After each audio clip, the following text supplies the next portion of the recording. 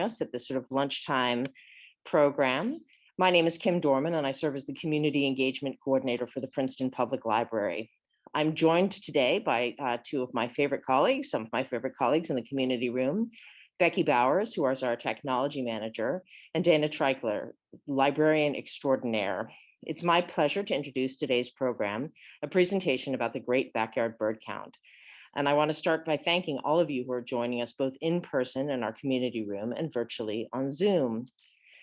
The presentation portion of this hybrid event will run for about 30 minutes. Those who are here in person can get a sticker, one of our stickers highlighting some of our New Jersey birds, and have any questions, additional questions that you have about apps or how to participate in Princeton once the Zoom portion is complete. There will also be an opportunity for all of our audience members, both in person and virtual, to ask questions. If you have questions and you're on Zoom, just type them in the Q&A and we'll turn them up to Becca to respond to. And if you're in the community room, you can either say them to Dana or write them on the pieces of paper to your left on the table. Just a few housekeeping notes I'd like to quickly mention. I'm going to turn the live transcript on now. So the live transcript should now be enabled. If you're having any problems, just let me know. I'd also like to mention that the community room is T-coil enabled. So if you have a T-coil enabled device, please feel free to switch that on at this time. If you don't have a T-coil enabled device but would like to use one, you can just touch base with either Becky or Dana in the community room.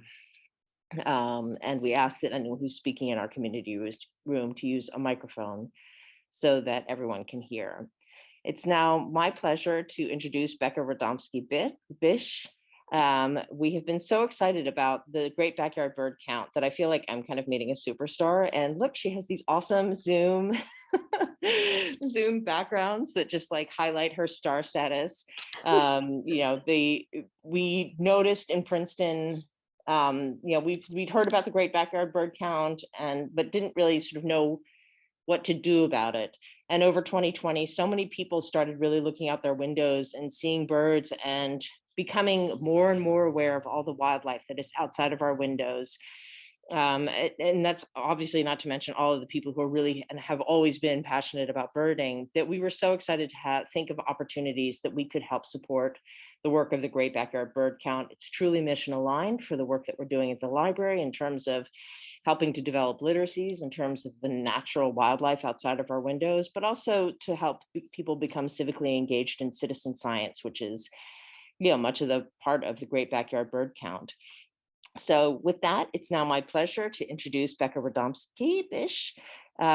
She is the project leader for the Great Backyard Bird Count at the Cornell Bird Ornithology Lab. And I'm looking forward to joining you, listening with you as she tells us about the project. Thank you so much. Thank you, Kim. It's a pleasure to be here.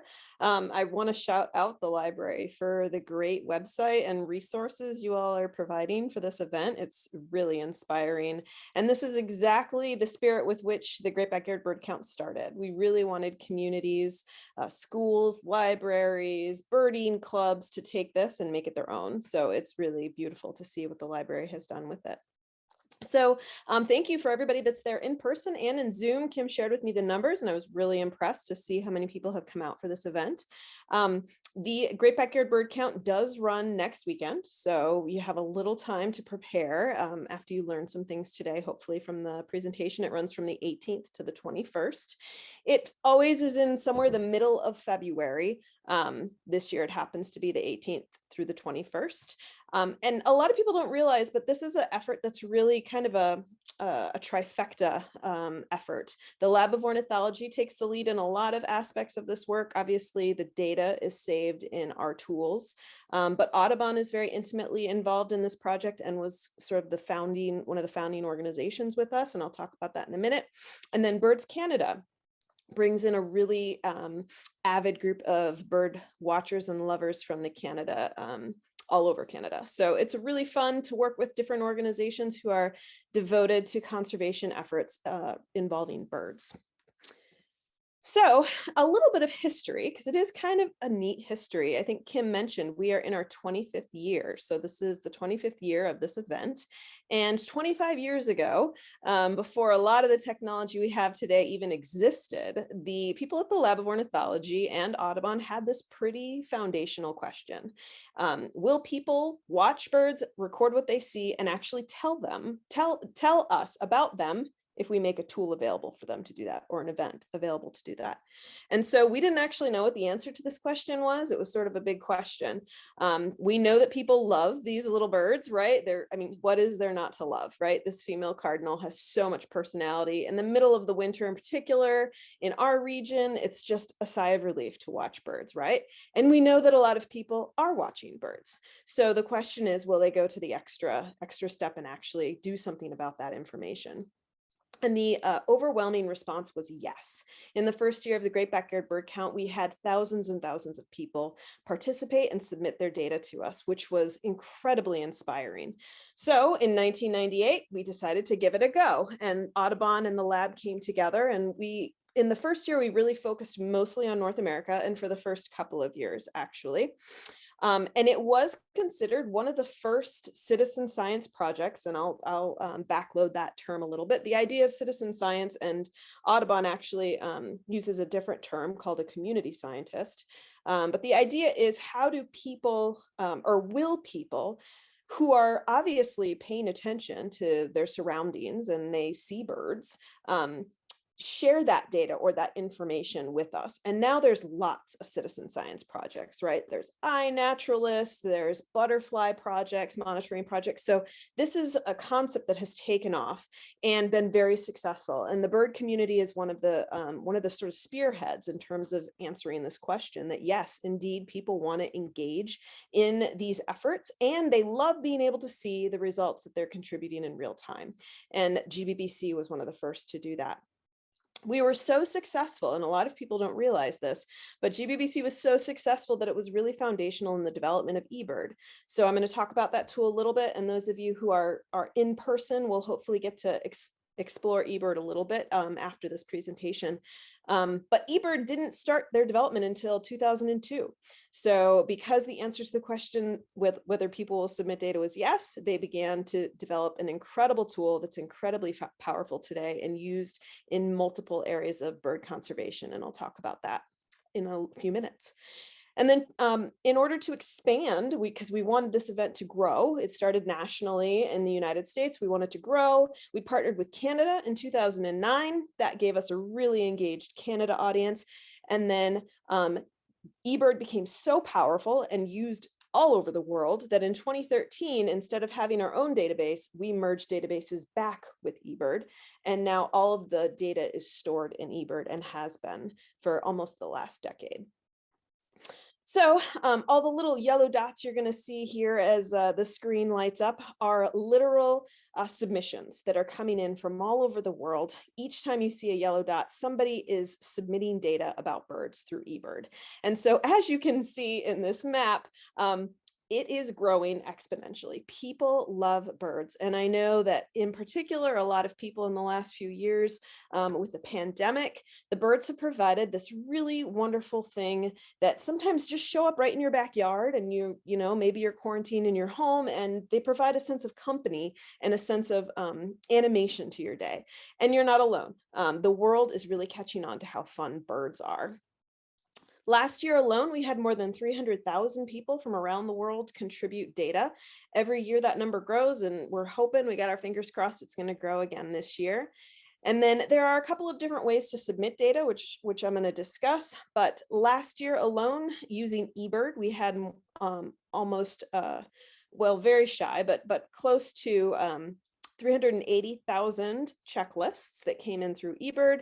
And then Merlin, we had almost 480,000 submissions. So that is a lot of people submitting a lot of data in just 4 days. It's quite inspiring and fun to see the world glow and light up. We have a map on our homepage that will highlight, and you can literally see people submitting in real time these data about birds in their community.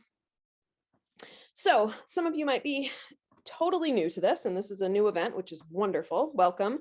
And you're probably asking, what exactly do I do? So pretty straightforward. You're going to watch, look, admire birds anywhere for 15 minutes or more. You don't have to be limited to 15. We just say for a minimum, why don't you watch for 15 minutes at some point over the 4 days. Some people do this multiple times in a day, and some people do it for every day of the count. Some people only do it once. Whatever works for you and your schedule, do it. But basically one time for at least 15 minutes at some point over the 4 days. And you want to make sure, especially if you're going for a hike or if you're in a local park, that you document the time that you're watching this, because that will be asked on one of the tools. What time did you see these birds? And then the location. If you're using your phone and you're answering your data in real time, that is figured out for you, which is a beautiful thing. But if you're just, have a piece of paper or you're just taking mental notes, make sure that you keep those pieces of information safe.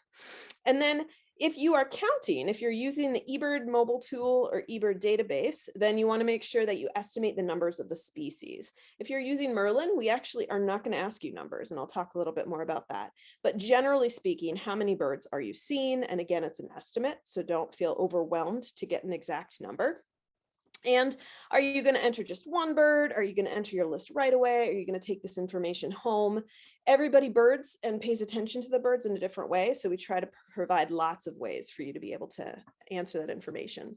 And if there are questions, just so you know, I will answer questions at the end of this talk. So I apologize if I'm not answering them as we go. And then you can participate for as many times as you want to. And you literally can count birds wherever you are. If you are at home and only have access to a window, even if you're in the middle of a city, count those birds out your window. Tell us what kinds of pigeons you're seeing, if you're seeing starlings or house sparrows. They are all very common species in cities. If you have access to a yard or a backyard, front yard, tell us what you see. If you only have a porch or a patio, my parents live in an apartment and they get a ton of birds just right outside on their patio. So they're excited to share those birds with us for the count. If you go for a walk down your city street and you see birds, tell us about it. If you have a park that you like to go to on your morning or afternoon walks, tell us what you see. Nature centers, anywhere is really the answer. And birds generally are everywhere, which is one of the reasons they're so fun. And as you probably would expect, we really want people to be cautious about COVID this year. So please follow any rules or compliances, especially if you're in a public space, and take care of yourself and your community. So you might be asking, why would I want to do this? Well, if you are like me and many other people, it's pretty fun to watch birds, and it's quite easy. This is a very easy entry into the world of sharing birds and engaging in citizen science. And beneficial to you, it really helps connect you to nature. Just spending a few minutes watching something in the natural world creates a really powerful connection. So much so that there is data now that's actually linking quality of life and happiness to spending time connecting to the natural world. So there's real empirical evidence that says this is good for you. It's good for your mental health. And very importantly, your observations make a difference. The observations or the data that comes in from GBBC is merged with a very large data set that Ebird runs and facilitates, and it's used all over the world. And these data sets help provide a long-term record of what's going on with birds. Where are they? When are they? How are their populations doing? And one of the reasons why citizen science is so powerful and important is because there are a lot of scientists in the world, but they cannot be everywhere all the time. People, however, all over the world who are paying attention and interested in this are everywhere all the time. And if we can work together, we can actually have much larger databases that can move the needle on conservation in a more significant way. So you might be asking, who does this event? And the answer is literally all kinds. These are some of the stereotypical images you might see of somebody who's really into birding, right? They have the highest tech equipment, telescope lenses and cameras. This is great. And if this is your level, we love it. We want you to participate. You may just have a pair of binoculars and go out for a walk one day and notice some birds and want to share. We love it. Join us. You may be so familiar to the birds in your area that they actually land on you. This does happen in some places. Great, we want to know what you're seeing. You might be working in a farmer working in the fields. I just was exchanging emails with a farmer who said, I can't stop while I'm birding, but I do want to do this. How can I do it quickly and still contribute? So farmers or people that are busy just working outside, we'd love to know what you're seeing. This is a really fun event for children. Children get excited about it. Obviously, they may or may not be old enough to use binoculars, but they certainly can see birds and tell you about it. So families participate in this event and have a lot of fun together. This child is loving using binoculars. Kids love to learn how to use them. Community groups do this. So if you have community groups, your library, for example, if a group of you wants to get out and go birding together, these pictures are from pre-COVID. So forgive the lack of masks, but do make sure you protect yourselves if you go out in groups. And then education facilities use this. This is a group of young women in India. We have people all over the world, like I said, who contribute to this. This is a beautiful classroom in Canada, a teacher who makes bird feeders with the kids and then counts birds from the bird feeder. So there's no wrong way to do this. There's many, many right ways to do this, and people all over the world do it. And then many people just watch birds outside their windows. We've gotten a lot of questions about, can I count the turkeys? Absolutely, count the turkeys. If you have turkeys coming to your yard, that's fabulous, and we want to know about them. So there is no real wrong way to count and share and watch birds with us. From this event and events like this, we learn a lot about migration patterns. So as many of you probably know, our migrants right now are mostly not here, right? They're in the Southeast or, in Mexico or South America, depending on their route to Central America. So we learn a lot about birds because this event provides a snapshot of where the birds are right before migration. Migration kind of starts in North America in March. And so it's a real great opportunity to pay attention to where birds are when. And as you can imagine, because it's a global account, we're getting birds, during this migration, pre-migration, all over the world. So it's really interesting data. We can see year-to-year changes. So how do numbers this year in GBBC compare to other years? So that's a really important piece of information. And then, of course, we can start to extrapolate on long-term trends in terms of bird populations. And here's the real powerhouse. Ebird data is an internationally recognized, very, very important conservation data set. So much so that in last year alone, it was used in 142 scientific publications. So many, many questions can be asked and answered using this data that we're collecting.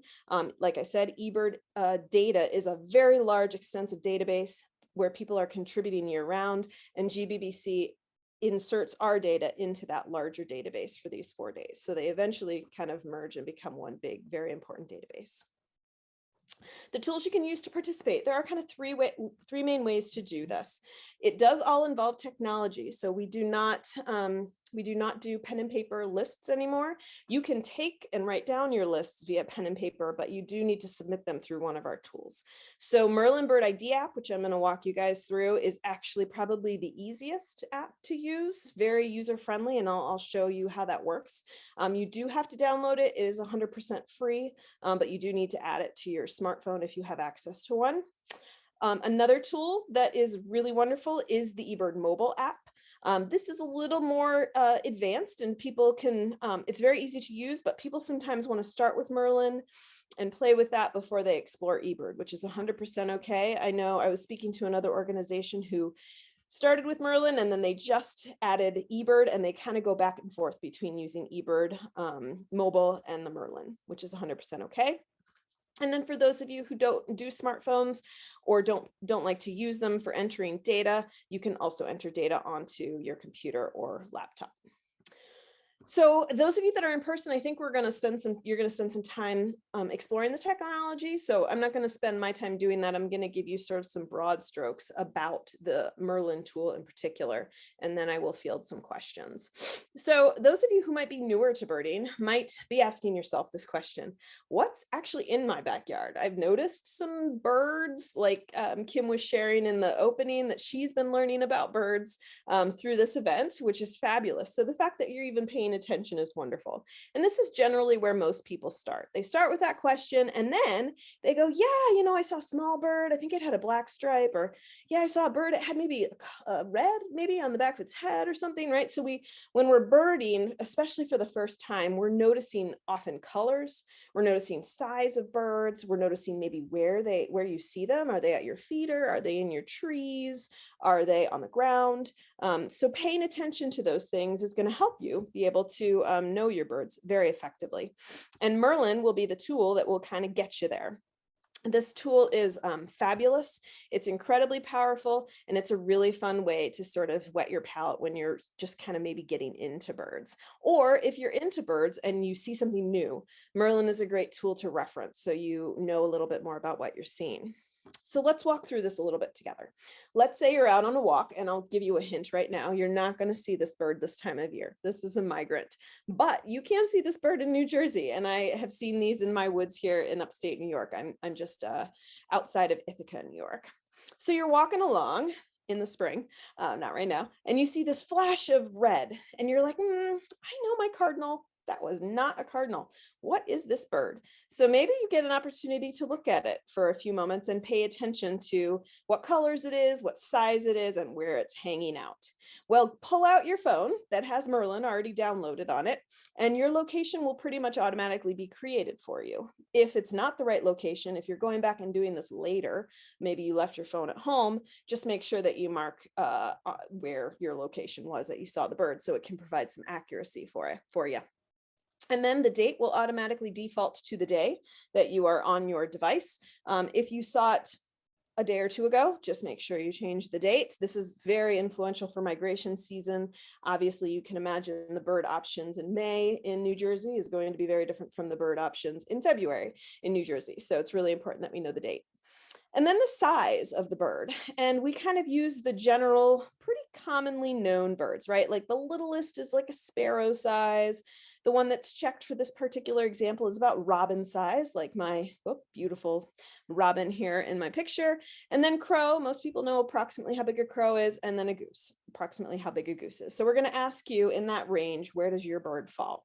And for this particular bird, we're going to say it's about robin size. And then you're going to tell us at least 3 colors. You can go up to 3, so no more than 3. Maybe you just want to say red, and that would probably get you the right answer too. But I noticed that there's some black and red on this particular bird, so we're going to click black and red. And then importantly, where did we see this bird? And this is a very important question because different birds will come to feeders, different birds will be found in water, different birds will be found in trees, et cetera, et cetera. So knowing where we saw it is important data as well. For this, we're going to say we saw it in tree and bushes. And then you're going to hit a button that basically says, help me figure out what this bird is. And pretty much with about 98% accuracy, Merlin will tell you, and it's oftentimes the top one. And yes, indeed, that bird was a scarlet tanager, one of my personal favorite birds, just beautiful if you ever get a chance to see one. So once your options come up on Merlin, if you click on that's my bird, you have participated in the Great Backyard Bird Count. Notice with Merlin that you're not telling us how many.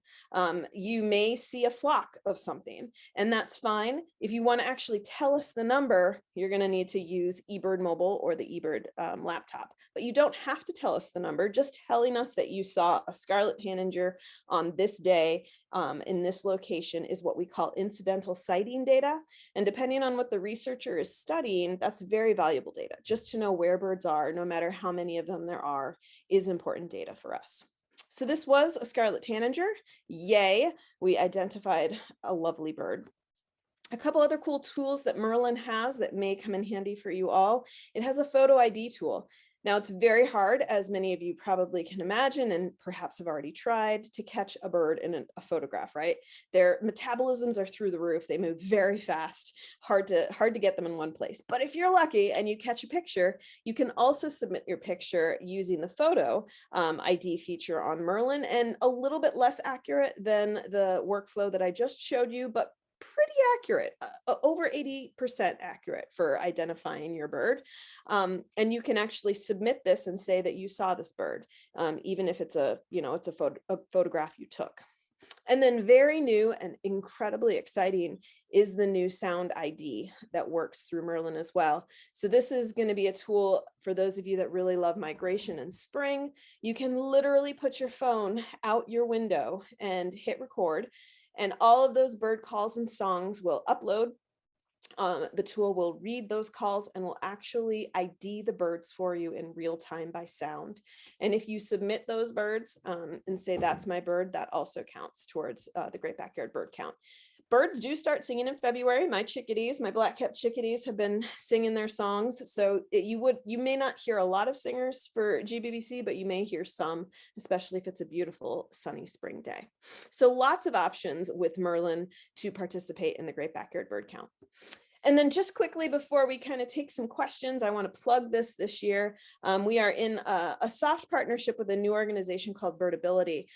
This is a wonderful, wonderful effort where they are trying to provide maps and information for people so that they can go birding and participate in public spaces for watching birds, no matter what their access challenge is. And so they actually have a map, and there's more information on our website here, birdcount.org, Birding for Everybody, where if you go to a public location over the Great Backyard Bird Count weekend and you want to kind of go one extra mile, you can actually fill out a form on Birdability's map and become a light on their map and provide information about, is there a cement walkway that I could have access to if I maybe need to be using a walker, or if I have a wheelchair. You can share information about whether there's fees associated with going to that place. So anything that may obstruct people from being able to use a space for birding, we want to know about that so people ahead of time can kind of prepare themselves. And birding really should be something that anybody can do no matter what. And so we're really excited to partner with them to make that information more transparent for people. And that is all I have today for you all. I'm happy to field some questions based on what Kim wants to do. And then I think the people in person are actually going to start to play and experiment with the tools today. Thank you so much, Becca. I'm so like, I started off and I was like, she's a star, but really you are. You gave such a wonderful presentation. And I kept saying like, oh, well, I'm so glad she mentioned that. I'm so glad she mentioned that. And I love the new soft launch you're having with Birdability. So that's fantastic. We do have a couple of questions from the audience. Ron Chen asks, could you like go back over 15 minutes total over a specified 4 days? And is it okay to count those that are at your feeder in the backyard? Yes, yes, and yes. So just 15 minutes. That's all you need to do one time, 15 minutes. We love to know what birds are in your backyard. Absolutely. And a lot of people, we actually have I forgot to mention this, but we have a free webinar that the lab is hosting next Wednesday at 2 p.m. Eastern. You can sign up for that right on our homepage at birdcount.org. And we're going to actually go over feeder birds. Some people get anxious about how to count feeder birds, because if you guys have feeders where the birds are coming and going and coming and going and coming and going, in those 15 minutes, you might be a little bit nervous. Am I counting the same bird a bunch of times? You may be, but you may not be, because, you know, birds move very quickly and they come in and come out. And so we're going to kind of go over best approaches for counting birds at your feeder. But we really want to emphasize estimates are wonderful. If you don't know whether it's the same bird or not, just literally, I keep a little tally sheet and I will tally every time a black-capped chickadee lands. It might be the same bird landing more than once in that 15 minutes. That's okay. We're looking for an estimate. You just want a total of the amount of times that you saw that particular species in your backyard at your feeders. That's great. And just to confirm, you could do 15 minutes at 9 a.m., half an hour at lunchtime, 2 hours in the afternoon, and that's all good too.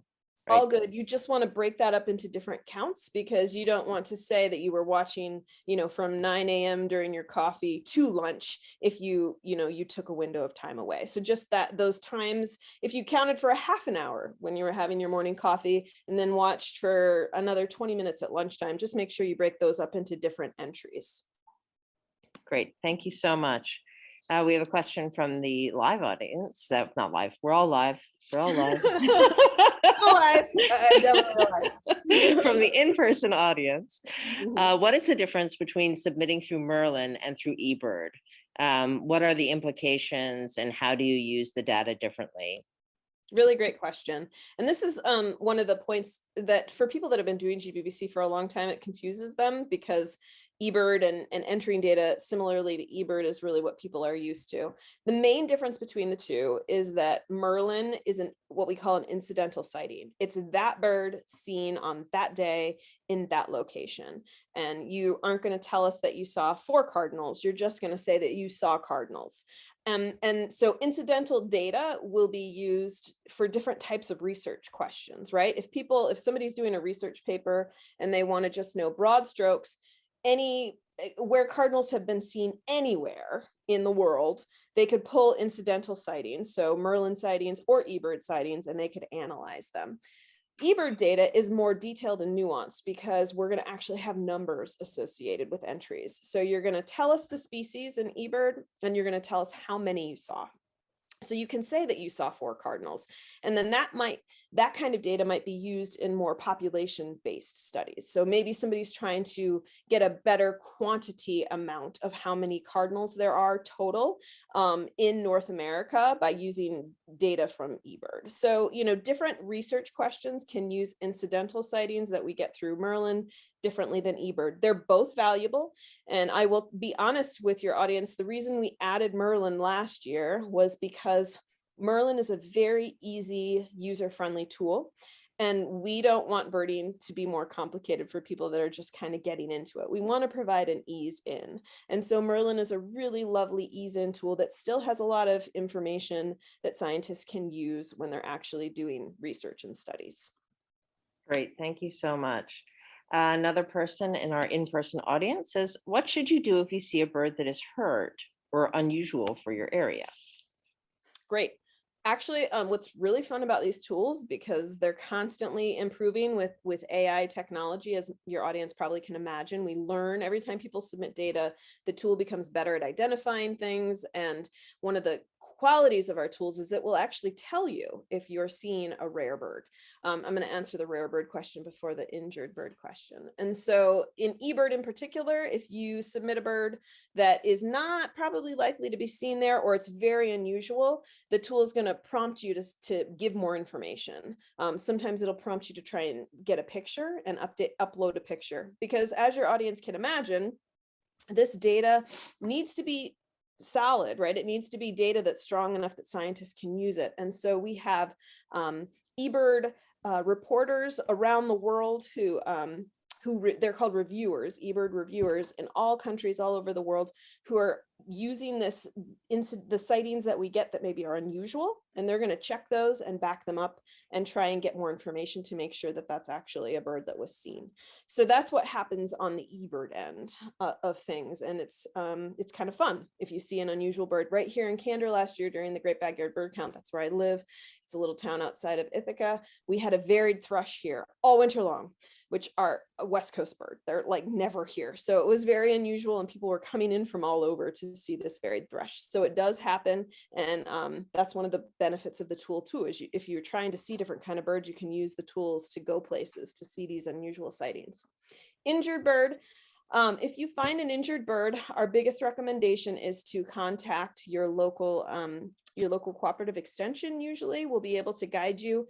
The lab obviously couldn't do anything about an injured bird that you would see in New Jersey.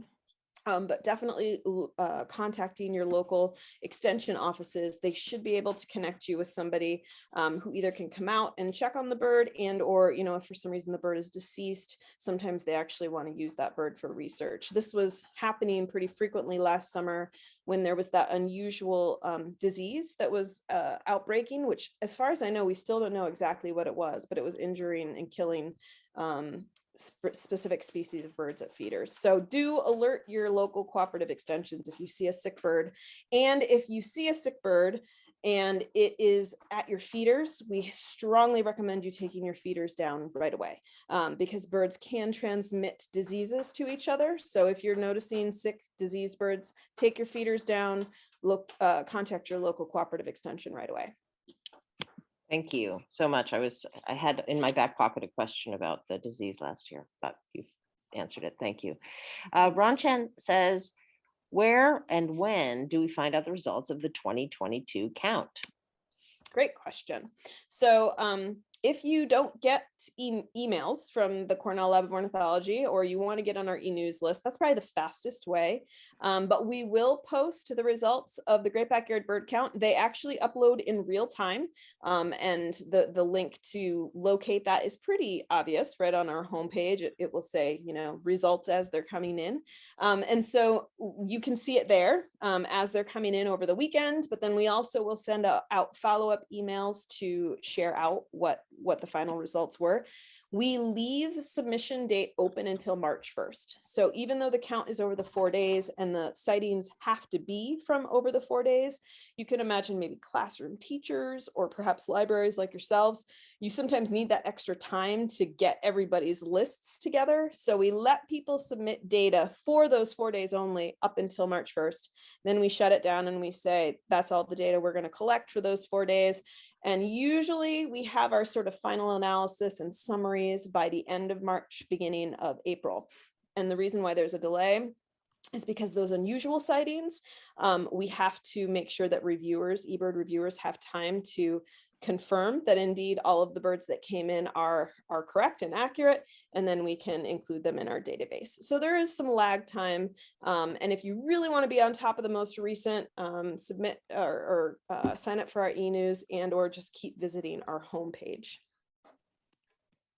Okay, thank you. I'm just typing an answer to a question. Somebody asked about the Rutgers, but our local county extension. I put information about that as well as about Wildlife Center Friends of Mercer County for injured animals generally.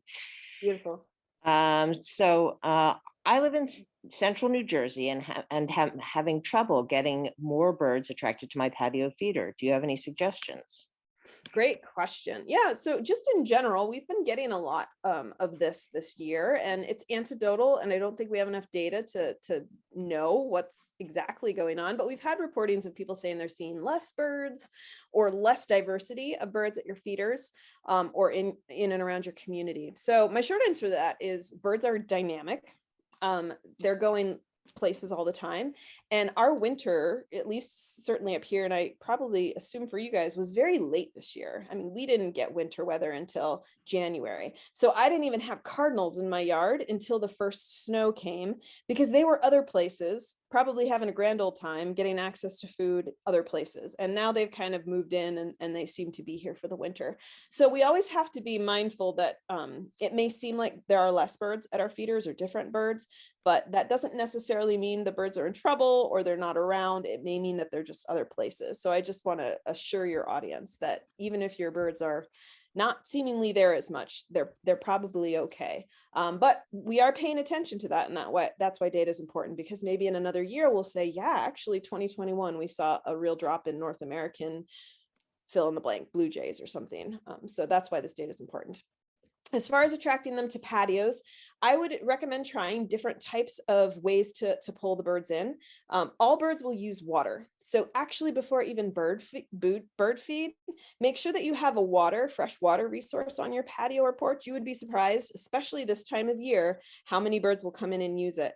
And you could just put out fresh water every day. That's what I do for my birds and my chickens. I just put fresh water out every day. It obviously freezes overnight. I'll just go out and put new one out every day. You can also get electric water baths if you want to keep it thawed and attract birds year round. So water is a great thing if you don't already have that. And then try different seeds. I use a lot of black sunflower seeds in my feeders. A lot of different birds will use black sunflowers. So that's a good option if you're not feeding that. The mixed seed option is good for attracting different species. I don't have as much success with regular visitation on a mixed seed variety. I find that the birds really love the black sunflower. And then try things like suet or Wild Birds Unlimited, which is a sponsor of the Great Backyard Bird Count. They have a bark butter that they say attracts actually even warblers. I have not tried it, but they assure me if I want warblers to come to my backyards, because I normally don't see warblers except in the native habitat that I have around my property, that would attract them. So, try suet, try bark butter, try some different types of seeds. Absolutely put water out for birds, and you will get more diversity of birds in your backyard and patios. That's great. Thank you so much. I also wanted to say we've had a couple of questions about, are there places that I can go on walks with birds? I put some information in the chat about that. And we also have the Master Gardeners of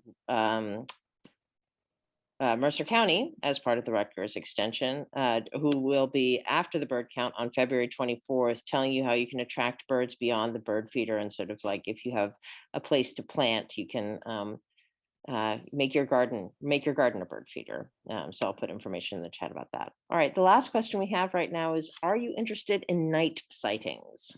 Yes, absolutely. Absolutely. We want to know what birds are at night. Sometimes you're only going to get those night sightings with sound, right? If you're hearing owls and so forth calling. If you happen to be lucky enough and you actually see some birds at night, wonderful. Please tell us about them. We definitely want to know about them. Becca, that's it for the questions we have at the moment. Thank you so much for all of your time. We got to enjoy your company for an extra 10 minutes. I really appreciate your flexibility. Sure, no problem. Awesome. Well, thank you so much for having me, Kim, and good luck to everybody. I hope you all have a great count weekend. Great. Thanks so much for coming. See you all soon. Bye.